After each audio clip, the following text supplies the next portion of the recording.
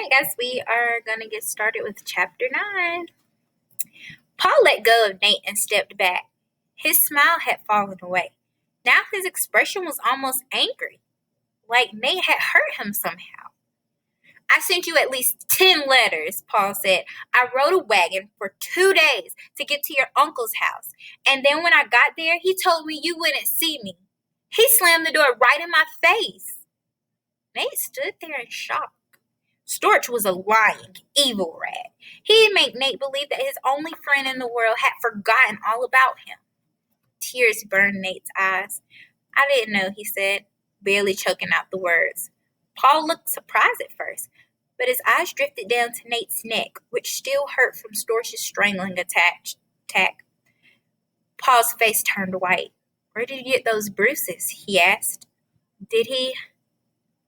Nate hadn't seen himself in the mirror, but from Paul's horrified expression, Nate realized he must look worse than he imagined. Those angry bruises told Paul everything he needed to know about life with Storch. Good Lord, Nate, Paul whispered. If I had known. Nate looked away so Paul wouldn't see his tears, but Paul was crying too. And anyway, Nate wasn't crying about Storch. He wouldn't waste a tear on that snake-hearted beast. Nate was crying because he let himself lose faith in Paul. Neither cried for long. Paul put his hands on Nate's shoulder. He leaned close. Well, he said, we found each other, didn't we? They sat down on the shady spot near the tents. Paul peeled off his ugly green hat and placed it on the ground carefully. My lucky charm, he said. Nate tried not to stare at Paul, but he kept thinking of the devilish teenager who'd clown around at Papa's ship. He'd sneak vinegar into the men's canteens. He taught the ship's parrot how to cuss in French. Nobody drove Papa and his men crazier or made them laugh louder. But now Paul's eyes looked serious and thoughtful. He listened closely as Nate told him about Storch and how Eliza and Theo had become his family to him. He explained how he'd fled from Storch and how he hoped to find a job on the ship. Paul shook his head. Hardly any ships coming or going from New York City these days. The British attack is coming any day. British warships had been streaming into the harbor all month, Paul said. Each one was packed tight with redcoats.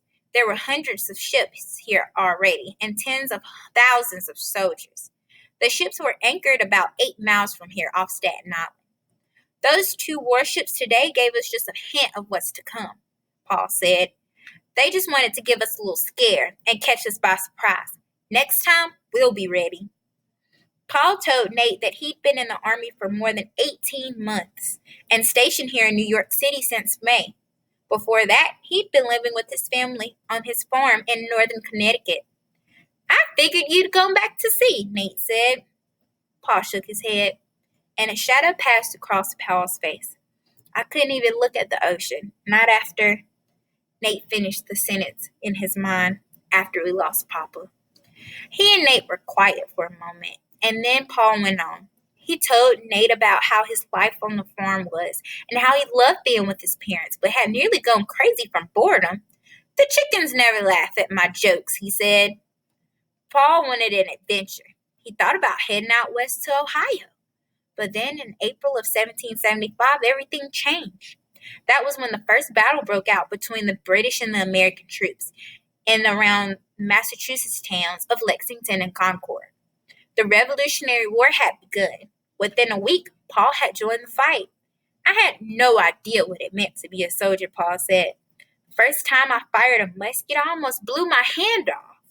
He held out his thumb. It looked like the tip had been gnawed off by a barracuda. Paul chuckled. But I had to learn pretty quick, Paul said. He became serious again. That's just because about 7 weeks later, he found himself in the bloody Battle of Bunker Hill. I almost didn't make it out that one alive, he said quietly. And then Paul told Nate the story of how he almost died on the hill outside of Boston. All right, so wonder how Paul's experience was on the Battle of Bunker Hill. Try to think back since we've talked about Battle of Bunker Hill. What's some important things that you remember? Maybe an important quote from a general. Don't shoot until you see the white in their eyes. I wonder how that will play out in the next chapter.